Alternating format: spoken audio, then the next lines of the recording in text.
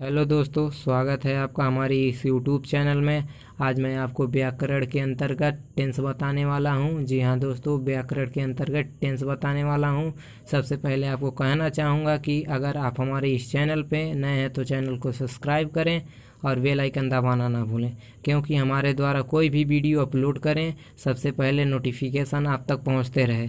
चलिए बिना देर किए हुए वीडियो की ओर बढ़ते हैं। टेंस मतलब काल। टेंस तीन प्रकार के होते हैं। पहला है प्रेजेंट टेंस, वर्तमान काल। आइए इसको परिभाषित करते हैं। जिस हिंदी वाक्यों के अंत में है, हु, हो इत्यादि शब्द आते हैं प्रेजेंट टेंस कहते हैं। प्रेजेंट टेंस को पहचानने के लिए वाक्य के अंत में है होगा, हु होगा, है होगा, हु होगा, हो होगा इत्यादि शब्द होंगे, उसे प्रेजेंट टेंस के अंतर्गत आते हैं। दूसरा है पास्ट टेंस मतलब भूतकाल, जो बीत गया हो।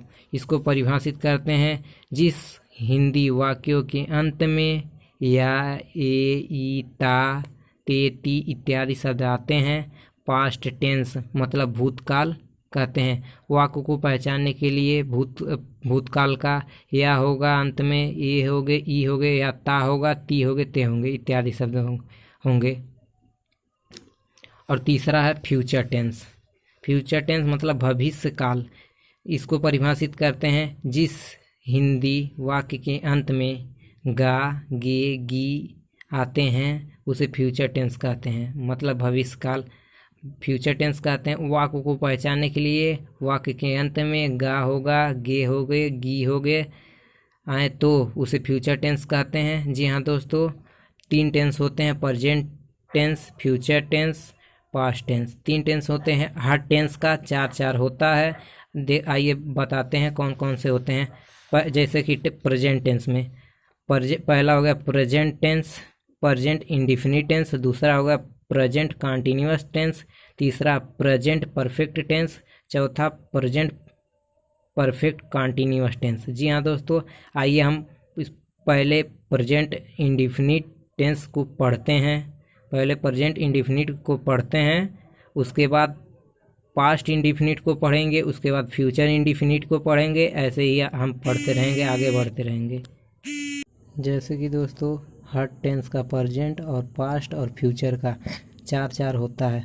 तो पहले प्रेजेंट से हम स्टार्ट करते हैं। पहला है प्रेजेंट इंडेफिनिट टेंस, उसको सीखते हैं। प्रेजेंट इंडेफिनिट टेंस अपूर्ण वर्तमान काल। आइए पहचान इसका देखते हैं। मतलब इसको पहचानने के लिए जिसके हिंदी वाक्यों के अंत में ता है, ती है, ते हैं इत्यादि शब्द आते हैं अर्थात कार्य वर्तमान काल में अपूर्ण अवस्था में होता है। जी हाँ दोस्तों, अर्थात काल अपूर्ण अवस्था में होता है। इसके अंदर अफर्मेटिव सेंटेंस मतलब साधारण वाक्य। रूल नंबर पहला, ही सी इट तथा एक वचन कर्ता के साथ क्रिया की पहली अवस्था में एक वचन बनाने के लिए यस या ईएस जोड़ते हैं। जी हाँ दोस्तों, यस या ईएस जोड़ते हैं एक वचन बनाने के लिए। Rule number 2, I, we, they, you तथा बहुवचन कर्ता के साथ क्रिया के अंत में यस या ईएस नहीं लगाते हैं। आई, वी, दे, यू तथा बहुवचन कर्ता के साथ क्रिया के अंत में यस या ईएस नहीं लगाते हैं।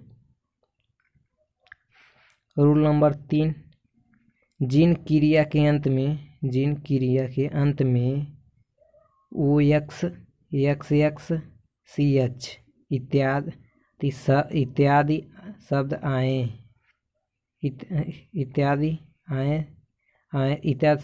वहाँ क्रिया में ईएस जोड़ते हैं।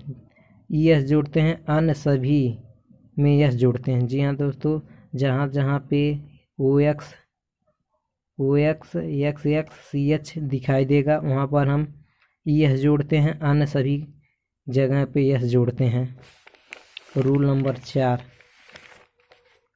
4, यदि वाक्य यदि वाक्य में सकता है, यदि वाक्य में सकता है, वो सकता है, सकती है, सकते हैं इत्यादि शब्द आए तो इनका अनुवाद अनुवाद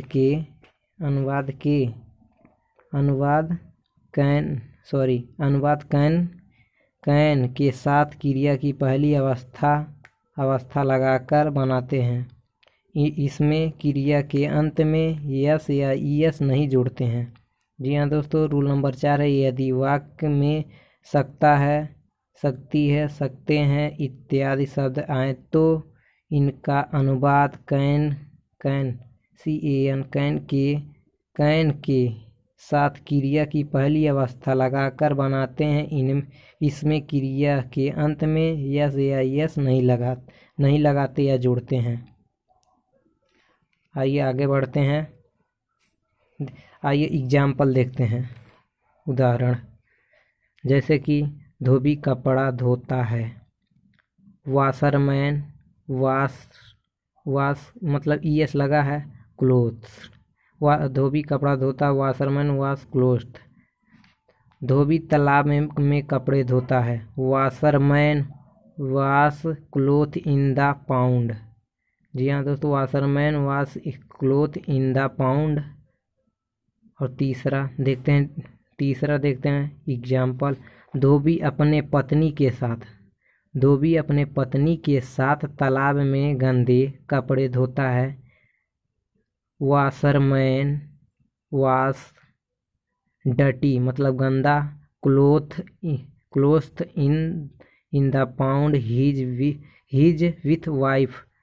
washerman wash dirty cloth in the pound his with wife. मतलब कि वो ऊपर तो दिया है, वो धोबी अपने पत्नी के साथ तालाब में गंदे कपड़े धोता है। आइए अफर्मेटिव तो आसानी से सीख लिए। आइए निगेटिव देखते हैं। निगेटिव सेंटेंस मतलब नकारात्मक वाक्य। ही सी इट तथा एक वचनकर्ता के साथ सहायक क्रिया डज का प्रयोग करते हैं। अफर्मेटिव में यस या यह जोड़ेंगे और निगेटिव से सहायक क्रिया लगने लगता है। तथा एक वचनकर्ता के साथ सहायक क्रिया डज लगाते हैं, डज का प्रयोग करते हैं। और आई वी यू दे तथा बहुवचनकर्ता के साथ सहायक क्रिया डू का प्रयोग करते हैं। जी हाँ दोस्तों, डू का प्रयोग करते हैं। रूल नंबर 3 हो गया, पहला हो गया, दूसरा होगा, तीसरा। रूल नंबर 3, इसमें क्रिया के अंत में यस या ईएस, इसमें क्रिया के अंत में यस या ईएस नहीं लगाते हैं। इसमें क्रिया के अंत में ईएस या यस नहीं लगाते हैं। मेथड, आइए मेथड देख लेते हैं। पहले सब्जेक्ट हो गया प्लस डू या डज में से एक, plus not, plus verb, plus object. जी हाँ दोस्तों, मेथड है, पहले सब्जेक्ट को लिखेंगे, फिर सहायक क्रिया लगाएंगे, फिर निगेटिव को मतलब नहीं को जो शब्द रहता है उसको लगाते हैं, फिर वर्ब जो है उसको लगाएंगे, प्लस उसके बाद ऑब्जेक्ट को हम लिखेंगे। एग्जाम्पल दोस्तों देखते हैं। वह पतंग नहीं उड़ाता है। जी हाँ दोस्तों, देखिए ये निगेटिव सेंटेंस का एग्जाम्पल है। वह पतंग नहीं उड़ाता है।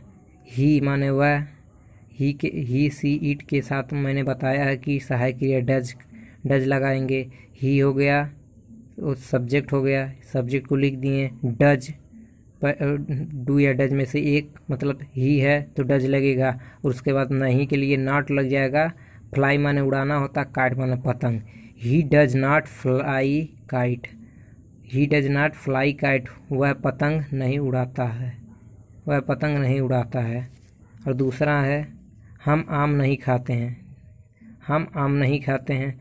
We do not eat mango. जी हाँ दोस्तों, मैंने बताया है वी दे यू के साथ सहायक क्रिया डू लगाते हैं। जी हाँ दोस्तों, सब्जेक्ट हो गया हम मतलब वी, मतलब डू या डज में से एक जैसा रहेगा वैसे लगाएंगे। डू हो गया। नहीं के लिए नॉट। ईट माने खाना, मैंगो माने आम। हम आम नहीं खाते हैं। We do not eat mango. और देखिए दोस्तों, अफर्मेटिव होगा, निगेटिव होगा, इंटरोगेटिव। आइए देखते हैं इंटरोगेटिव। अगर दोस्तों वीडियो पसंद आया हो तो चैनल को सब्सक्राइब करें। धन्यवाद। मिलते हैं अगली वीडियो के साथ।